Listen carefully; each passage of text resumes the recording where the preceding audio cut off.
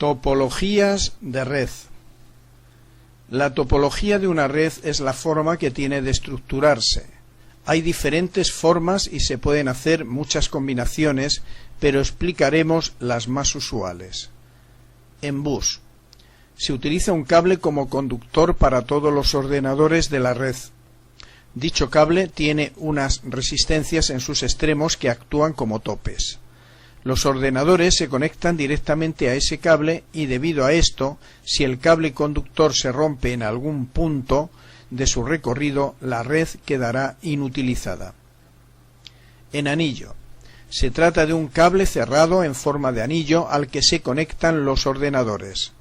En este caso, la información no tiene que dar tantas vueltas como en la topología en bus, pero también tiene el inconveniente de que si se rompe el anillo nos quedaremos sin red y también es más difícil de instalar que una red en bus. En estrella. Desde nuestro punto de vista es la más cómoda para adentrarnos en el mundo de las redes.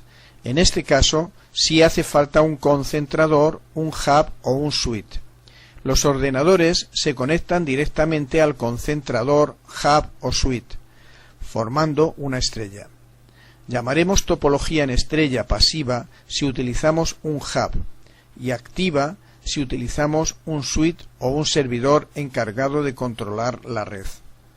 Obviamente, una red puede tener subredes y se pueden combinar distintas topologías de red.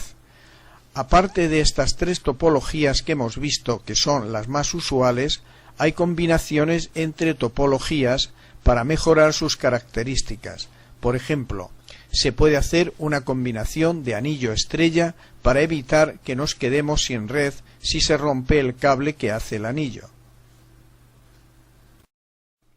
Preparación de los cables de red. Un técnico en redes debe ser capaz de hacerse sus propios cables.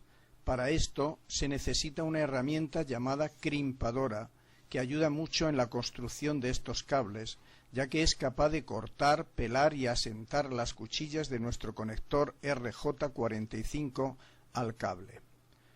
Material necesario. Cable UTP normal. Crimpadora para RJ45. Conectores RJ45. Protectores para RJ45 opcional. Lo primero que haremos será cortar el largo del cable que vamos a utilizar. Para esto utilizaremos la crimpadora con su utilidad de corte como se aprecia en la imagen. Una vez tenemos el cable cortado hay que pelarlo. Sobrará con que pelemos 2 centímetros desde el extremo. Para pelar el cable se puede utilizar varios métodos, tales como utilizar con habilidad un cútex, alicates pelahilos, etc. Pero para aprovechar la crimpadora utilizaremos sus cuchillas para pelar, como se indica en la imagen. Cuando tengamos los cables pelados por los dos extremos, tendremos que aparejar los cables. Como se habrán dado cuenta, estos tienen unos colores que hay que respetar. Está el marrón, el blanco marrón, el verde, el blanco verde, el azul, el blanco azul, el naranja y el blanco naranja. Colocaremos los cables en ese mismo orden, de derecha a izquierda. Después de colocar los cables en orden, los aplanaremos utilizando los dedos o alguna superficie plana, pero deben quedar lo más rectos posibles para que no se mezclen unos con otros en los raíles del RJ45. Lo último que haremos al cable es hacerle otros 2 cortes por los extremos de manera que los cables de colores queden a la misma altura. Ahora es momento de coger un conector RJ45 o introducir antes un protector para dicho conector si es que lo vamos a usar. El conector RJ45 tiene una serie de raíles por los que van los cables de colores. Al final de esos raíles hay unas cuchillas que son las que atravesarán cada cable cuando terminemos el proceso con la crimpadora. El siguiente paso es meter el haz de cables de colores en cada uno de esos raíles y siguiendo el código de colores. el blanco naranja a la izquierda y seguimos el código de colores hasta llegar al marrón en la derecha, siempre con la pestaña del conector mirando hacia abajo. Deslizaremos el haz de cables por los raíles del conector hasta que lleguen al final. Ahora comprobamos que los cables siguen en el orden adecuado. Por último, volvemos a deslizar el haz de cables hasta el fondo del conector RJ45 y cogemos la crimpadora. Introducimos el conector RJ45 en el hueco que hay para él en nuestra herramienta y apretamos fuerte. Después sacamos el conector cable de la crimpadora y ya tenemos hecho nuestro cable UTP para nuestra red. Obviamente se habrá de realizar el proceso en ambos extremos del cable. Una forma de comprobación rápida y segura es sustituyendo nuestro nuevo cable por otro de una red que sepamos que funciona bien. También existen unos tester específicos para la comprobación de los cables de red. Conceptos de hub y switch. ¿Qué es un hub? Un hub es un dispositivo que pone en contacto a una serie de ordenadores. Lo que hace básicamente es ponerlos en contacto físicamente. Al hub también se le llama concentrador.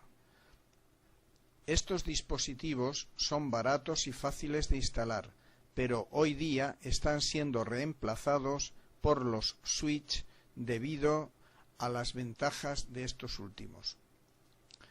¿Qué es un switch? Es un dispositivo que también pone en contacto a los ordenadores que estén conectados a él, pero a diferencia del hub, el switch tiene una parte electrónica que le permite una serie de ventajas. El precio de un switch es relativamente barato, todo en función, claro está, del número de puertos que queramos tener y la velocidad del switch. Diferencia entre hub y switch. A grandes rasgos, podríamos decir que la diferencia entre un hub y un switch es la velocidad. Eso es debido a que el hub, al no tener parte electrónica, actúa como un simple concentrador. Supongamos que tenemos 4 ordenadores conectados a un hub. Pues bien, el ordenador 1 manda una información al ordenador 3, pero como consecuencia de estar usando un hub, esa información se manda a todos los ordenadores que están conectados al hub, aunque solo recibirá la información el ordenador 3. Debido a esto, se produce más tráfico de red innecesario y se pierde tiempo, cosa que no ocurre con el switch. El switch es capaz de saber desde dónde y a dónde se envía la información y hace que ésta llegue lo más rápido posible a su destino y solo a su destino. Esto es porque el switch ya trabaja con las direcciones IP de cada ordenador y es capaz de discernir entre los ordenadores que están conectados a él. Si ponemos el ejemplo anterior del concentrador, pasaría lo siguiente.